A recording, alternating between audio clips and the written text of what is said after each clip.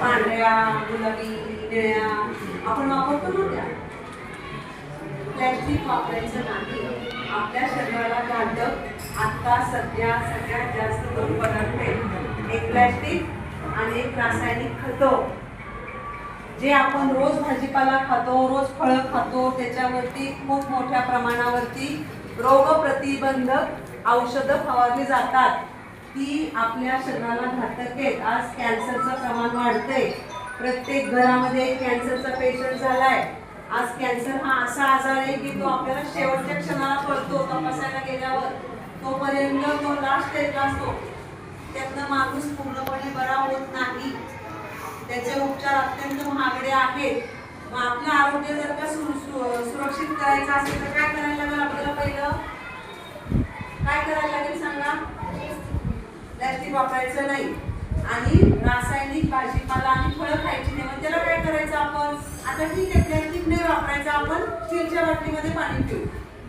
पण जर का आपल्याला रासायनिक खतापासून दूर जायचं असेल तर आपण काय करायचं? रासायनिक खतांच्या ऐवजी आपण काय वापरू शकतो? काय वापरायचं आपण? त्याला काय म्हणतात? सेंद्रिय खत.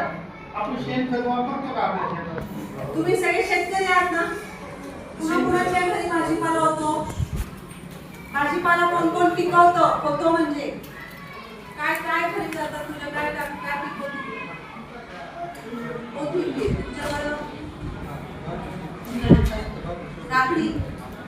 तुझ्याकडं टोमॅटो, शापू. तुझ्याकडं फ्लॉवरला औषधं मारतात.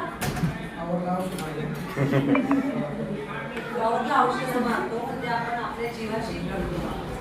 आपल्या खाण्यापुरता गरजूती तुमचं वाढतं वय, त्याच्याकरता आपल्याला सगळ्या आजारापासून लांब राहायचे, आपल्याला निरोगी आणि सशक्त बनायचं असेल तर आपल्याला सेंद्रिय भाजीपाला खाणं गरजेचे आहे. आज काळाची गरज आहे.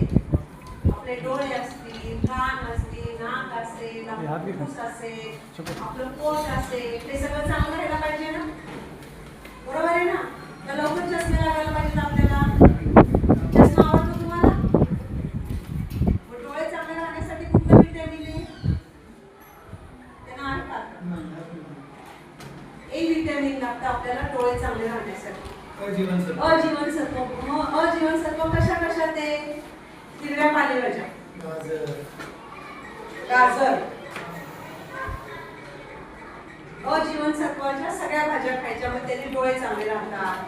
दात म्हणजे कॅल्शियम, सी व्हिटॅमिन.